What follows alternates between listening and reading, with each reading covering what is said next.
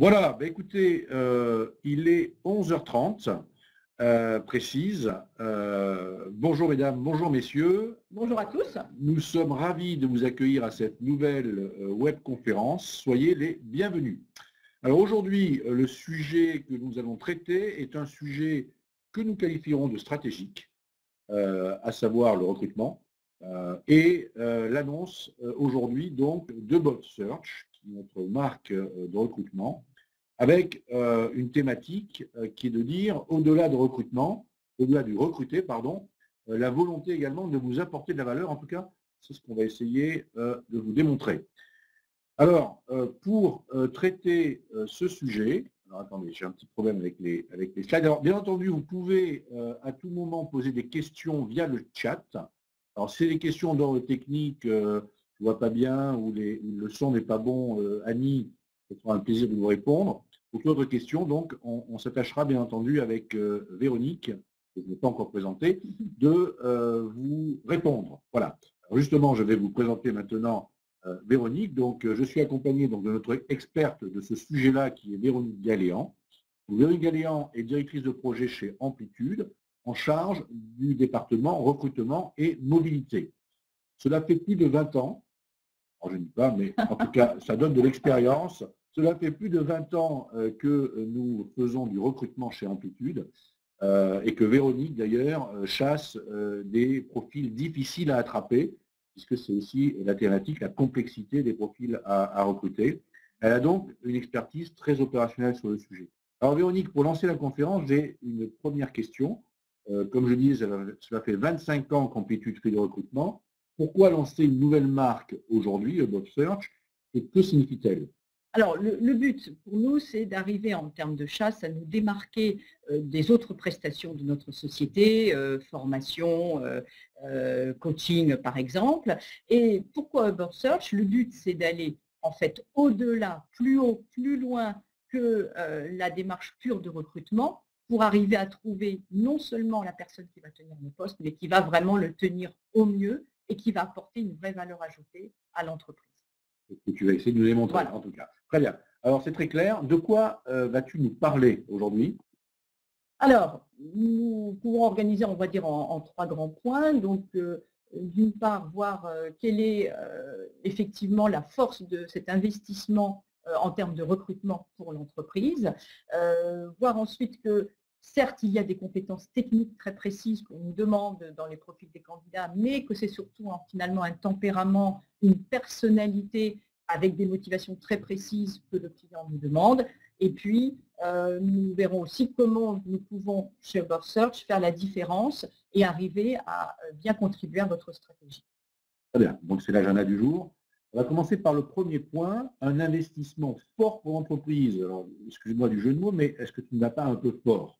Alors, pourquoi investissement fort? Parce qu'effectivement, quand on recrute un candidat, un nouveau manager dans une entreprise, vous avez bien sûr la période d'essai qui va être essentielle, avec du temps consacré pour accueillir ce nouveau manager, du temps passé auprès des différentes équipes qui vont être partie prenante. Et cette période d'essai, elle est essentielle. On peut avoir un échec avec soit le candidat qui décide de repartir ou l'entreprise qui met fin à la période d'essai. Mais je vais même vous dire que c'est plus important, c'est-à-dire que si le nouveau recruté ne reste qu'un an et demi, peut-être 2 ans, on ne peut pas dire que ça sera une réussite puisqu'on n'aura pas eu la capitalisation sur les compétences de ce nouveau manager, par exemple. D'où l'investissement, effectivement, réellement fort. Alors, les difficultés que peuvent ressentir nos clients lorsqu'ils cherchent par eux-mêmes. Certes, ils ont peut-être quelques équipes, et même d'ailleurs, on voit maintenant des équipes de sourcing qui se mettent en place en interne, mais la difficulté, c'est qu'ils ne peuvent pas aller chercher, alors déjà, faute de temps parfois et même d'organisation, mais aller chercher dans l'organigramme d'une entreprise cible au bon poste pour trouver le bon candidat. La démarche de chasse est requise. Alors, je vais peut-être faire un petit rappel juridique rapide. Une entreprise n'a pas le droit de débaucher un salarié. Elle passe, par elle-même, je précise bien, elle passe, d'où la démarche de chasse, en toute théorie, en toute déontologie, par un cabinet de chasse spécialisé. Voilà, ça c'est un premier point. Alors, la difficulté, c'est qu'effectivement, l'entreprise a peu de temps et la démarche de chasse va justement être requise. Alors, je vais donner peut-être quelques cas de figure très précis. D'une part, lorsque l'on a un profil très spécifique en termes de compétences, en termes de langues étrangères, en termes de type d'entreprise par lesquelles le candidat est passé. Je vais vous donner un exemple précis. J'ai fait un recrutement pour une entreprise suisse qui est dans le packaging de luxe, client donc dans le secteur des cosmétiques ou de la joaillerie de luxe. Il s'est agi pour ce poste de responsable technique d'aller chercher, certes, en Suisse, mais finalement peu d'entreprises qui pouvaient correspondre. Et le but, c'était de chercher, notamment en France, en faisant une sélection d'entreprises très précise et d'aller chercher le bon candidat, parce que clairement, une démarche d'annonce ici ne pouvait pas permettre de trouver le bon profil. Autre cas de figure, c'est finalement assez régulièrement le cas, c'est lorsque le poste est occupé. C'est-à-dire que l'entreprise a décidé de se séparer d'un collaborateur. Il y a une démarche de recherche qui est menée en amont. Par exemple, si là, effectivement, l'entreprise veut rester extrêmement confidentielle. Et par exemple, j'ai eu le cas à plusieurs reprises, puisqu'il y a un exemple récent, pour une entreprise qui intervient en B2B pour le secteur automobile. Nous devions, avec mes collègues, rester extrêmement prudents sur la façon dont nous présentions l'entreprise. Bien évidemment, on ne pouvait pas citer le nom, pas même citer le secteur d'activité, et rester extrêmement généraliste en disant, par exemple, c'est une entreprise dont les produits techniques s'adressent à des clients B2B pour le secteur automobile. Voilà un autre exemple. Donc, une vague mais généraliste et surtout en accent ensuite, bien sûr, sur les compétences demandées. Troisième cas peut-être, lorsqu'il faut systématiquement les chercher à l'international, mais je vais y revenir tout à l'heure vu qu'on va parler d'un poste très précis où nous sommes allés chercher, notamment dans des pays d'Europe de l'Est. Analyse du marché? Alors, analyse du marché, la démarche de chasse de tête permet pour nos clients d'avoir une vision précise du marché sur lequel ils recherchent, et notamment parfois leur concurrence, mais pas uniquement. C'est-à-dire que nous allons leur proposer dans nos recherches des candidats une vision claire du type de profil en termes d'âge, de formation, d'expérience, bien évidemment le niveau de rémunération que l'on peut trouver. Et ça permet d'ailleurs de pouvoir réévaluer, adapter la recherche si par exemple on se rend compte que des critères de plusieurs langues étrangères sont trop forts ou si en termes de rémunération on est un petit peu en dessous du marché sur lequel il demande de rechercher. Et puis donc en termes de société de services, on a un devoir de conseil, aussi ce que je vois sur le transparent. Exactement, un devoir de conseil. Oui. Alors par exemple, en termes d'âge, je vais peut-être citer vite trois exemples. Lorsque une entreprise nous demande de rechercher, j'ai eu le cas récemment pour un responsable commercial, des profils plutôt dans les 35-40 ans, alors qu'on se rend compte, nous, dans notre recherche, que sur le marché, on va avoir pour ce type de poste et sur les critères demandés des profils plus seniors, ça nous permet de réajuster avec notre client la recherche. Autre cas de figure, lorsque on me demande, avec un niveau de rémunération un petit peu juste, je vais citer l'exemple d'un client qui est dans le conseil, où j'ai cherché avec mes collègues chargés de recherche un profil de responsable commercial, mais qui connaissent aussi la formation d'entreprise. On s'est rendu compte qu'avec le double critère, connaissance de la formation, des actions de formation et du commerce, on était un petit peu court. On a réfléchi de nouveau, on a retravaillé avec notre client. Troisième cas peut-être aussi très parlant, j'ai été on va dire mandatée pour une entreprise de la distribution, produits techniques en B2B, pour intervenir sur plusieurs recrutements sur un nouveau site logistique, beaucoup plus important et surtout beaucoup plus équipé en technologie. Et le directeur supply chain a pu du coup nous intégrer dans la réflexion sur l'organisation des nouvelles équipes, notamment sur plusieurs postes, par exemple un poste de chef de projet lead management, pour voir par rapport à notre connaissance d'autres entreprises du marché, quel était le positionnement le plus adéquat en termes de rattachement hiérarchique des postes que nous avions à pourvoir. Donc là, on a vraiment une dimension de conseil à apporter à nos clients. Je vois également la marque employeur. En quoi le recrutement, effectivement, il contribue? Voilà. Alors, marque employeur, assez souvent, nous avons besoin de relancer notre client sur la réactivité dans le traitement des candidatures. Nous avons le cas en ce moment avec un grand groupe dans le luxe, un groupe industriel. C'est-à-dire que c'est important, pour ne pas perdre surtout le bon candidat, de bien sensibiliser notre client sur la réactivité nécessaire, non seulement en termes de traitement des candidatures que nous lui présentons, de rendez-vous avec le candidat et surtout de réponse. Et c'est un point essentiel pour que nous portions, je dirais, haut en couleur, haut et fort, les valeurs de notre client. Autre exemple peut-être que je peux citer, Luc, nous avons en ce moment comme client une entreprise dans les services numériques qui a été une structure à taille humaine qui a été rachetée en début d'année par un groupe.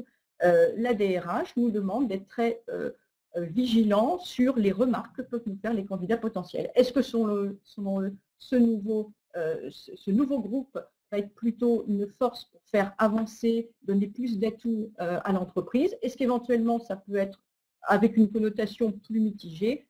Nous leur apportons ainsi un retour du marché. En fait, c'est aussi l'image finalement de l'entreprise qui se reflète au travers des actions de recrutement que l'on peut mener.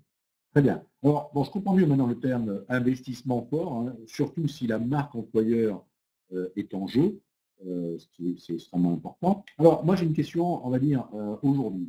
On a des moteurs de recherche, des applications de recherche de job, des réseaux sociaux, notamment LinkedIn. En quoi finalement un CV en bonne adéquation avec le poste tel qu'il est décrit et l'adéquation avec le CV de la personne sur LinkedIn, aujourd'hui n'est pas suffisant. Pourquoi faire appel encore aujourd'hui à un conseil?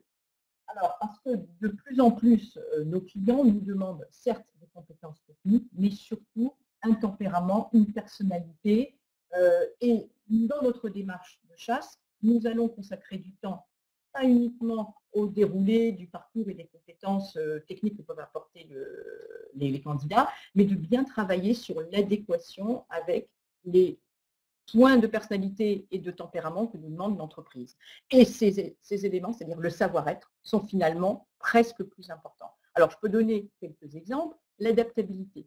Lorsque on nous demande de rechercher un manager qui va s'inscrire certes dans une démarche de transformation dans l'entreprise, il y a régulièrement la demande de nos clients de nous dire attention, certes, j'ai besoin de quelqu'un qui va s'inscrire dans le changement, mais surtout qui ne va pas faire table rase du passé. Je souhaite un manager, nous dit le client, qui a une certaine modestie, qui va tenir compte de l'existant, tout en étant capable d'avancer sur les transformations demandées. Et de faire évoluer. Et de faire évoluer. Bon. Le relationnel, vous pouvez me dire, c'est peut-être un sujet un peu bateau. Lorsqu'on est en revanche sur des postes très pointus techniquement, je vais prendre l'exemple d'un consolideur groupe dans une fonction financière, ou l'exemple d'un collaborateur maintenance pour un site industriel, la dimension relationnelle n'est pas assez souvent ce qui va ressortir en positif, en plus, pour le candidat. Et donc, notre travail à l'aide, par exemple, d'un outil comportemental, ça va être, au-delà d'un entretien sur le déroulé du parcours des compétences, de vraiment creuser avec le candidat l'aspect comportement, communication, gestion des émotions, et voir si ça s'inscrit dans le cahier des charges de nos clients. Donc, on utilise aussi des outils comportementaux. Qu'est-ce qu'on utilise? Voilà, alors notamment, nous avons l'outil DISC de Success Insight qui nous permet effectivement, lors d'un deuxième entretien, de travailler avec le candidat sur sa relation aux autres, pas tellement pour lui dire comment il fonctionne, mais surtout comment il peut être perçu par les autres. Cet outil, finalement, est à la fois un conseil pour le candidat, mais bien évidemment, nous permet d'être encore plus pertinent pour présenter une candidature de valeur à nos clients. Bon. Alors, autre point, l'adéquation aux valeurs de l'entreprise. Je peux donner peut-être rapidement deux cas de figure. Nous avons eu l'occasion de rechercher pour un site industriel des profils où il fallait avoir non pas l'habitude d'un environnement très cadré, très figé, mais d'être tout à fait ouvert à un fonctionnement mouvant, organisation matricielle et beaucoup de changements. Ce point-là nous permet de travailler avec le candidat sur ce dont il a besoin et ce qu'il recherche. Si effectivement on se rend compte dans les entretiens que le candidat a besoin d'un environnement trop cadré, ça ne collera pas avec la demande du client et effectivement, on ne va pas le présenter. C'est aussi un atout que nous proposons aux candidats de ne surtout pas l'envoyer sur une piste qui ne correspondrait pas à son fonctionnement. Deuxième point que je peux indiquer, c'est, autre cas, nous avons parfois, dans certaines entreprises où nous cherchons des candidats, des modes de fonctionnement plutôt, on va dire, management paternaliste, c'est-à-dire avec un sachant, un expert qui est mis en avant par certaines entreprises. Si au contraire notre client nous dit moi, il me faut des candidats qui sont vraiment orientés résultats, challenge, qui sont plutôt rapides par rapport aux objectifs à atteindre, avec surtout du leadership, et donc un mode de management très différent, on ne va pas envoyer, entre guillemets, je dirais, à l'échec, un candidat qui peut-être aura beaucoup de mal à s'adapter à une nouvelle culture d'entreprise. Voilà un deuxième exemple. Les leviers de motivation, finalement, ne sont pas celles-ci en priorité. Si voilà, à la fois en motivation et puis en expérience. Très bien. Bon, si je comprends bien, le savoir-être, finalement, est au moins, voire plus important que le savoir et le savoir-faire. Ça, c'est effectivement ce que tu as souhaité nous démontrer. Alors, moi, je ne sais plus aujourd'hui, le nombre de cabinets et ou de consultants indépendants qu'il y a sur la place. Il y en a énormément, c'est très élevé. Donc, en quoi, finalement, About Search se différencie? Alors, nous avons vraiment une démarche de chasse de tête, c'est-à-dire d'aller chercher dans les organigrammes des entreprises. Excuse-moi, je vois vraie démarche de chasse. Qu'est-ce que c'est qu'une fausse démarche? Voilà. C'est-à-dire qu'à la différence de cabinets qui se contentent d'aller rechercher dans des candidats tech ou par exemple dans des réseaux sociaux, nous avons une démarche très systématique, alors en fonction des critères que notre client nous demande, d'aller rechercher dans les organigrammes la bonne personne au bon poste. Et non pas de présenter peut-être des personnes qui pourraient éventuellement caler avec la recherche. Et du coup, à partir du cahier des charges de notre client, nous commençons, alors lorsque c'est possible, lorsqu'il n'y a pas une confidentialité extrême par exemple, par une demi-journée vraiment d'immersion que nous passons dans l'entreprise pour arriver à comprendre finalement tout le non-dit. Quels sont les modes de relation avec les collègues ou les autres services qui vont impacter notre manager. Quelles sont finalement les valeurs réelles de l'entreprise réellement mises en avant et vécues par les collègues. Et tout ce que nous allons récolter dans cette demi-journée va nous permettre finalement d'être beaucoup plus pertinent à la fois dans la façon dont nous vendons le poste, parce que clairement en chasse de tête, nous avons une démarche de vente vis-à-vis de nos candidats potentiels, et aussi pour bien valider que tous ces critères vont correspondre à ce qu'un candidat peut rechercher et à ce qui va aussi lui correspondre en termes de propres valeurs personnelles. Alors, nous avons une démarche très structurée avec ce qu'on appelle un progress report, on pourrait dire une situation de mission fréquente, détaillée, selon les cas, ça peut être une fois par semaine, une fois tous les 10 jours, mais qui nous permet de donner régulièrement du feedback, à la fois en termes en quelques mots, des profils qui paraissent déjà intéressants et correspondre à ce que notre client nous demande. Et surtout, cette situation de mission, elle est l'occasion, au-delà de la communication, de permettre de lever d'éventuels gaps, on va dire, disparités entre ce que demande le client et ce que nous trouvons sur le marché. Alors, pas de spécialisation sectorielle. Voilà, pour beaucoup, effectivement, c'est un atout d'en avoir une, justement. Et nous, on dit que ce n'est pas forcément un atout. Oui, parce que ça nous permet de ne pas avoir de off-limits, ou très peu, et nous n'avons pas... une off-limits, voilà. C'est-à-dire que nous n'avons pas très peu d'entreprises qui nous sont interdites dans la chasse, parce qu'elles seraient déjà parmi nos clients. Elles compteraient déjà parmi nos clients, et ce qui nous permet d'intervenir sur des secteurs extrêmement variés, et de pouvoir, de manière tout à fait, je dirais, authentique et déontologique, aller chercher des candidats là où nos clients nous le demandent. Alors que si nous étions, par exemple, spécialisés uniquement sur le secteur du luxe, nous aurions un certain nombre de blocages, de limites. Pour ne pas aller chez l'un ou chez l'autre. D'accord, voilà. C'est clair. Alors, on pourrait dire peut-être en quelques mots, oui, facilité de chasse à l'international. Effectivement, nous avons les compétences pour aller chercher dans différents pays, alors, notamment européens, c'est quand même ce qu'on nous demande le plus souvent, des profils soit pour les faire venir en France ou parfois pour leur proposer un poste dans une des filiales de notre client à l'étranger. Très bien. Alors tout ça, Jean-Luc, c'est très bien, mais c'est du déclaratif, hein.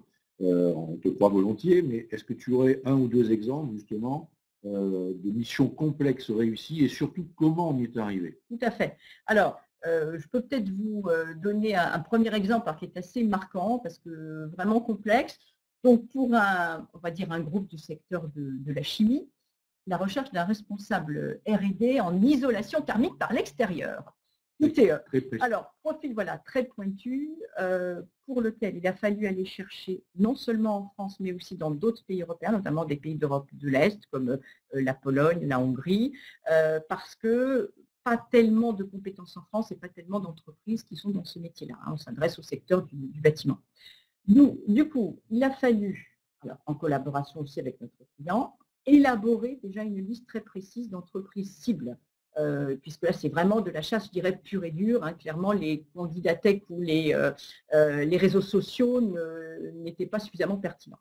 Donc, élaborer une liste d'entreprises cibles, que bien sûr, nous faisons valider par notre client. À partir de là, identification dans les organigrammes. Et donc, ici, il était important de pouvoir utiliser à la fois l'anglais, mais notamment aussi l'allemand, parce que nous avions, entre autres, l'Allemagne et l'Autriche qui étaient deux pays intéressants pour la recherche. Donc, nous mettons en œuvre les moyens pour trouver les informations dans les organigrammes et dérouler ensuite, bien sûr, des contacts de manière très systématique et validation à la fois, bien sûr, des compétences techniques, mais avec ici un point essentiel sur le mode managérial, qui est que dans certains pays d'Europe de l'Est, on peut trouver parfois, ou du moins c'était l'avis de notre client, un mode de management peut-être un peu plus directif que participatif et ce qui a pu faire la différence finalement sur un choix final. Et en l'occurrence, ici, nous avions au final, parmi différents candidats, deux personnes d'ailleurs qui sont venues à plusieurs reprises rencontrer mes interlocuteurs clients, et notamment un Polonais, mais qui au final n'a pas été retenu justement pour cette question d'adaptation en mode managérial. Donc d'où l'importance que tu disais tout à l'heure, de à la fois l'immersion dans l'entreprise, pour bien s'imprégner de la culture, et puis également donc, les outils que nous utilisons pour déceler ces sujets-là. Alors très bien, bon là on a recruté quelqu'un, c'est bien. C'est quoi le côté above, le côté au-delà de ce recrutement? Eh bien, c'est d'aller justement, à partir d'une mission finalement extrêmement précise et je dirais quand même délicate, pour ne pas dire difficile, de pouvoir présenter plusieurs candidats potentiels, et donc pas uniquement des Français, puisque contexte international, et de pouvoir donner le choix à notre client sur finalement une prise de décision fine par rapport à l'ensemble des critères qui étaient essentiels, notamment ici, l'adéquation aux valeurs et à la culture de l'entreprise. Peut-être juste un deuxième exemple Oui. de notre nature. Alors là, je vais vous parler d'un exemple qui est extrêmement récent. Il s'agit d'un recrutement d'un manager data science, sujet extrêmement actuel pour une entreprise qu'on appelle une ESN, une entreprise des services numériques. Alors, cette fois-ci, il y a plus de demandes que d'autres. Voilà, la difficulté, contrairement à l'exemple précédent, ce n'est pas de trouver des candidats, mais de pouvoir, je dirais, capter l'attention de candidats qui sont extrêmement sollicités au quotidien, car c'est un marché extrêmement tendu et beaucoup d'entreprises cherchent les mêmes profils. Donc, le but ici, en menant une recherche, on va dire, par différents moyens, les réseaux sociaux, mais aussi les anciens élèves, notamment ici des écoles d'ingénieurs, et puis les organigrammes des entreprises, de pouvoir mener une démarche avec un message, je dirais, percutant, à la fois par mail ou par téléphone, selon la façon dont on pouvait aborder les candidats. Percutant, par exemple, en leur montrant d'entrée de jeu, non pas un niveau de rémunération, mais la façon dont l'entreprise est capable de les accompagner au quotidien par un investissement fort sur les technologies, mais aussi de les accompagner dans la durée, dans leur parcours, avec de vraies évolutions de carrière qui se font dans cette société, et d'avoir une démarche très structurée, de contact systématique, et notamment de relance, puisque ce sont des personnes qui, assez souvent, ne vont tout simplement pas répondre au premier contact. D'où notre démarche de chasse tête qui se met en œuvre. Entre le démarrage de la mission et le recrutement de ce candidat, il s'est passé combien de temps? Eh bien, il se trouve que ça a été une mission assez rapide. On était entre 4 et 5 semaines, ce qui pour ce secteur d'activité, et la DRH nous l'a dit à plusieurs reprises, est un délai court. Nous avons réussi, en présentant au total, je dirais, 2 candidats, et c'est le deuxième qui a coché toutes les cases et qui en plus a permis d'avoir une personne opérationnelle immédiatement, avec bien sûr une période de préavis pour le candidat, mais opérationnel immédiatement pour son activité dès qu'il est recruté. Deux candidats présentés, ça veut dire démarche, on va dire, très chirurgicale. Exactement. Et non pas massive. Exactement. Même question que tout à l'heure, on a recruté quelqu'un, c'était le but, recherché, et le côté above, alors le côté au-delà de ce recrutement? Le côté above, comme tu dis, c'est d'arriver à proposer un retour déjà sur investissement en termes de démarche de chasse à notre client, et surtout de lui proposer une personne qui, dès qu'il va être dans l'entreprise après sa période on va dire son préavis de là où il est aujourd'hui, d'avoir une personne sur laquelle l'entreprise va pouvoir compter parce qu'il est effectivement immédiatement apte à reprendre toutes les missions de ce poste et les responsabilités. D'accord. Et même, on va dire, facturable, même très vite. C'est ça le... OK.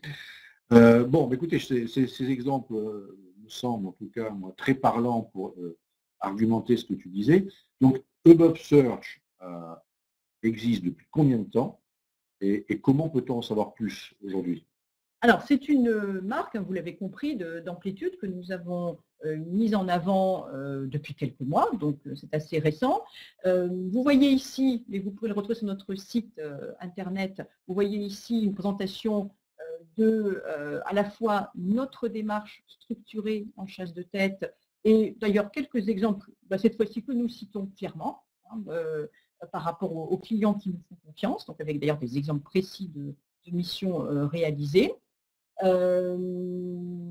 Et cette nouvelle marque nous permet, effectivement, comme on disait tout à l'heure, de pouvoir on va dire, scinder d'une part la démarche de chasse et les autres prestations que nous avons, que ce soit en coaching, en team building ou par exemple plutôt orienté conseil RH, conseil en organisation. Vous pouvez retrouver donc ces éléments-là sur notre site internet. Donc effectivement à l'adresse qui est indiquée. Parfait, écoute, merci, on arrive au terme de cette présentation. Donc en effet, comment dirais-je, Amplitude, Above Search fait partie intégrante d'Amplitude, c'est une marque, et en rien quelque part une nouvelle entité que l'on crée, une marque pour justement marquer, excusez-moi de dire ça, mais de marquer la différence finalement de cette activité par rapport, et sa différenciation par rapport à ses concurrents. Néanmoins, l'atout que l'on peut présenter, c'est qu'elle s'intègre parfaitement à nos autres activités, que ce soit des actions de formation, management, commerce, qualité de vie au travail, santé au travail, que ce soit des autres, on va dire, actions d'accompagnement individuel. Une fois que le collaborateur est entré dans l'entreprise, on va l'accompagner dans sa mobilité, on va faire intervenir des coachs certifiés également pour différentes problématiques qu'il peut avoir. Donc on est vraiment centré sur l'individu. Et puis des actions plus d'accompagnement collectif qui complètent, on va dire, l'ensemble finalement des prestations d'Amplitude. Voilà, écoutez, on arrive maintenant très clairement au terme de notre conférence et on vous remercie déjà de votre attention, de votre écoute. Peut-être quelques questions, j'en vois pas apparaître pour l'instant, mais n'hésitez pas, il nous reste une petite minute. Sinon, il nous reste à vous remercier, à vous souhaiter une excellente journée. Merci Véronique de cet éclairage. Et on vous annonce donc la prochaine webconférence aura lieu le 2 juillet sur un autre sujet qui, on va dire là, est très en vogue aujourd'hui, l'agilité. Donc posture et comportement agile, de quoi parle-t-on vraiment? Voilà. Écoutez, merci encore et excellente journée à vous tous. Bonne journée. Au revoir. Au revoir.